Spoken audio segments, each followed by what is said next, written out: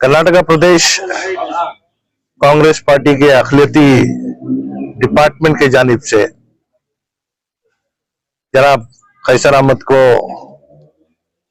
मैसूर शहर का अखिलती डिपार्टमेंट के सदर की हैसियत से नामजद कर जनाब अब्दुल जब्बार साहब ऑर्डर दिए हैं।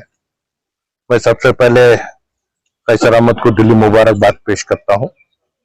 कैसर अहमद अपनी सियासी सफर में बाकायदा एक पार्टी के कारकुन के हैसियत से काम अंजाम देते हुए यूथ कांग्रेस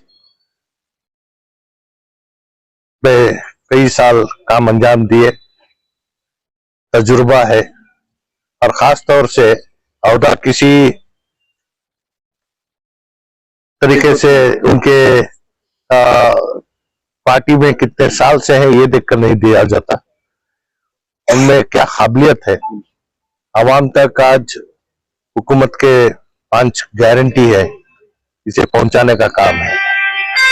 और ये गलत भी होगा अगर मैं अब तक जो खिदमत अंजाम दिए जनाब शहाबुद्दीन, उनके बेटे की तबीयत नासाज होने की वजह से परेशान है, इस वजह से उनकी जगह कैसर अहमद को है ना देना पड़ा। उनकी खिदमत भी है ना आज अल्हम्दुलिल्लाह हमें याद करना है और उनको भी है ना मैं दिली मुबारकबाद पेश करता हूं। जितना भी अरसा उनको काम करने का मिला, बाकायदा तमाम ब्लॉक प्रेसिडेंट्स और जितने भी है ना जो एग्जीक्यूटिव कमिटीज है वो सब बनाकर अखिलती डिपार्टमेंट को एक नई रुख देकर है ना काम करने का एक मौका अता किया था।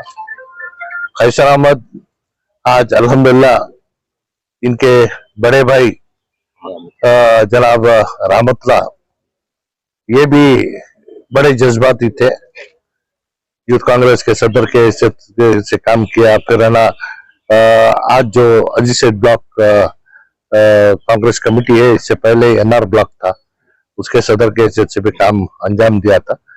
तो ये खानदान में काम करने का सिलसिला और है ना तजुर्बा है और खास तौर से जितने हमारे पार्टी के कारकुन हैं उनकी शनाख्त निशानदगी और उनको उनके साथ मिलकर काम करना, इनका जो तजुर्बा है इसमें ना ये बेहतर तरीके से काम कर सकते हैं, ये मेरी उम्मीद है। सर, रियासत कर्नाटक में तमाम इस बात के गवाह हैं कि इस हुकूमत के आने में मुसलमानों का बहुत बड़ा रोल रहा है।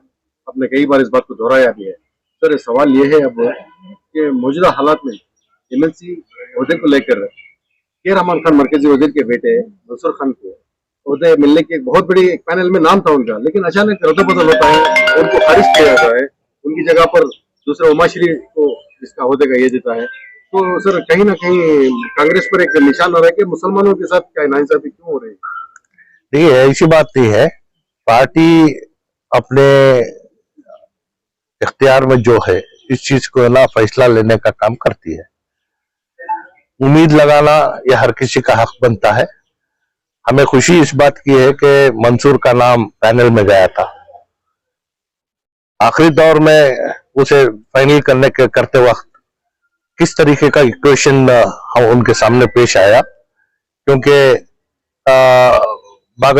बीजापुर है और विजयनगर, जो बीजापुर, बीदर, गुलबर्गा, यहाँ से जो नुमाइंदगी है और खास तौर से है ना जो बैकवर्ड क्लासेस का नुमाइंदगी देना था, और एक वायदा भी किया था कि उमाश्री को है ना टिकट ना देते हुए टिकट देने के वक्त में आगे एमएलसी बनाने का वायदा भी दिया गया था। तो इस वजह से जहां जिस किसी को भी वायदा किया था उस वायदे को निभाने का काम भी पार्टी की है।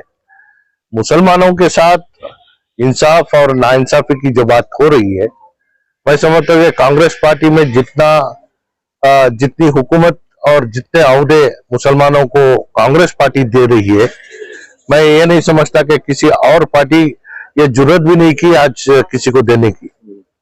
हमारी ख्वाहिश है, क्योंकि इंतखाब सीधे लड़कर आने की है ना मुश्किलात हमारे सामने कई रकम के आते हैं। इसमें और कौम हमारा साथ देना है, और पार्टी के एतबार से है ना जो हमारे सामने मसले आते हैं, इन तमाम के मद्देनजर ये हर हमेशा हमने दावा किया है कि जब भी नॉमिनेशंस होते हैं एमएलसी के लिए, इसमें मुसलमानों को एक सीट देना चाहिए। पार्टी को भी इसका इल्म है। आने वाले दिनों में है ना हमें उम्मीद है कि ना बेहतर से बेहतर चीजें हमें हमारे लिए मिलेंगे। सर इसे मैसूर सतह पर एक सवाल है, मैसूर कॉर्पोरेशन में नॉमिनेटेड जो चीजें हुई हैं, अभी कॉर्पोरेटर आपसे मिलकर आपके यानी आप तहनीत दिए हैं उनको, सर इनमें क्या मुसलमानों को क्यों खारिज किया गया सर? क्या क्या देखिए, जो कौम इलेक्शन के जरिए जीत कर नहीं आ सकती, ऐसे जातों को है ना, ऐसे कौमों को है ना चुनकर नॉमिनेट किया जाता है। आज हमारे हल्के से एक सविता समाज जो है ना जो बाल काटने का जो ये है वो, और दूसरा कन्या तो ये जो छोटी छोटी कौमें हैं, इनको है ना इलेक्शन करने की ताकत होती है ना, इनको उनकी तादाद होती है जी, ऐसे लोगों को नामजद करने का है ना मौका है। सर कल फल्किया खान के घर सिटी कॉर्पोरेशन के ऑनरेबल मेयर और कॉर्पोरेशन कमिश्नर आए हुए थे। फल्किया खान ने बाकायदा आपका शुक्रिया अदा किया है कि उन्हें एमसीसी में स्वच्छ अभियान की तरफ ब्रांड एम्बेसडर बनाया गया है। सर उनको क्या कहेंगे सर? देखिए, ये हमें खुशी है कि जिस कौम के साथ हमारा नाता है, जिस मजहब के साथ हमारा नाता है, हमारा ईमान पाकी सफाई है, तो इस वजह से हमारे कौम की एक बच्ची को है ना ब्रांड एम्बेसडर स्वच्छ भारत के लिए बनाना, ये बहुत बड़ा काम है। तो मैं मुबारकबाद पेश करता हूं और साथ ही साथ उम्मीद करता हूं कि जो बच्ची हमारे कौम के लिए, कौम की है, ये पूरे शहर के लिए है ना पाकी सफाई का एक एम्बेसडर बनकर काम कर रही है। इसका साथ और इस बच्चे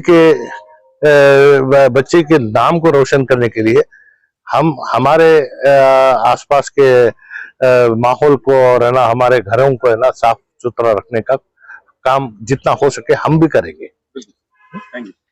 सबसे पहले अल्लाह का शुक्र अदा करता हूँ, उसके बाद अलहाज तनवीर सेठ साहब, साबिक़ वजीर और हाली हमारे असम्बली रुकन, इनका मैं तहे दिल से शुक्र अदा करता हूँ कि उन्होंने मुझे खिदमत का पार्टी में एक मौका दिए। और इसी तरह हमारे डिस्ट्रिक्ट के प्रेसिडेंट मूर्ति साहब और दीगर हजरात और यहाँ के ब्लॉक प्रेसिडेंट मंजू साहब, इकबाल साहब, और सबसे पहले तो स्टेट के हमारे जो लीडर्स हैं, हमारे पार्टी प्रेसिडेंट डी के शुक्र कुमार साहब और सिद्धरामैया साहब, सलीम अहमद साहब, इन सब का, खुसूसन जब्बार साहब जो हमारे माइनॉरिटी के प्रेसिडेंट हैं, उनका भी मैं शुक्र अदा करता हूं और उम्मीद दिलाता हूं कि इंशाल्लाह मैं सेठ साहब जो उम्मीद रखे हैं, मैं इस पर खरा उतरने की पूरी कोशिश करूंगा और अपनी पूरी जस्तजू और मेहनत के साथ, ईमानदारी के साथ अखिलियतों का काम भी करने की कोशिश करूंगा। अभी आपके रूबरू तनवीर सेठ साहब ने कहा कि कोई भी होता खिदमत के लिए जरूरत नहीं पड़ती, लेकिन अल्लाह आपको ओहदा नवाजा है कि आने वाले दिनों में टीम वर्क की तरह आप खिदमत करेंगे। इंशाल्लाह टीम वर्क के लिए ही जो है, जब टीम वर्क होती है तभी तो नतीजा निकलता है। अकेला आदमी अभी भी अकेला रहता है, उसके साथ कोई कामयाबी नहीं मिलती।